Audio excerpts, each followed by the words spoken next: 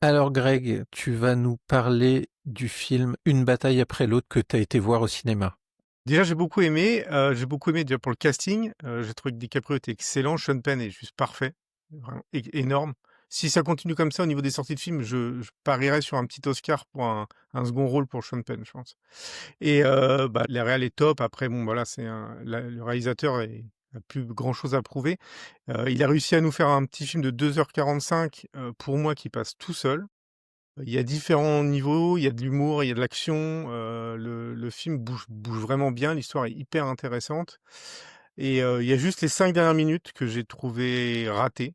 J'aurais bien arrêté juste avant les 5 dernières minutes parce qu'en fait, bah, j'ai l'impression qu'il assume pas trop le développement d'un de ses personnages, en fait, voilà. Globalement, il y a beaucoup de personnages qui sont un peu négatifs et il y a un de ces personnages qui est négatif et voilà, il lui redonne un peu une virginité sur la fin, il essaye un peu de le rendre un peu plus sympathique et j'ai trouvé ça dommage, en fait. Ça casse un peu un équilibre qu'il y a dans le film, en fait, entre, des guignols face à des guignols, un peu. Beaucoup disent que c'est un film anti-blanc. Vrai ou faux?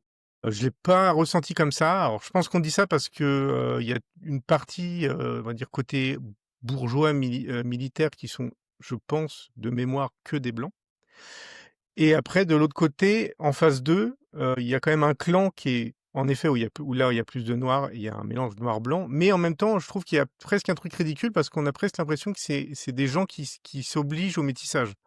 Parce que, par exemple, il y a un DiCaprio, il est amoureux d'une femme noire et après un moment, on voit un homme noir qui est amoureux d'une femme blanche. On dirait presque qu'il s'oblige, tu vois, à faire un métissage, donc ce qui est pas plus intelligent au bout du compte.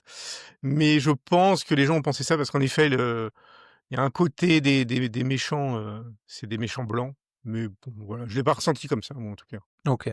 Et donc, si tu devais mettre une note sur 10, tu mettrais combien?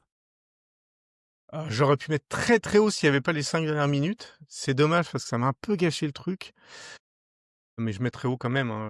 Je mettrais un petit 7,5, je pense, un truc comme ça. Je serais peut-être monté à 8 sans les 5 dernières minutes. Et je trouve que le film est vraiment à voir. Ça faisait longtemps que j'avais pas vu un truc, qui m'emballait quand même bien au ciné. Je crois que la dernière fois, c'était Babylone et du coup, hein, le film est vraiment excellent et rien que pour les acteurs, faut le voir,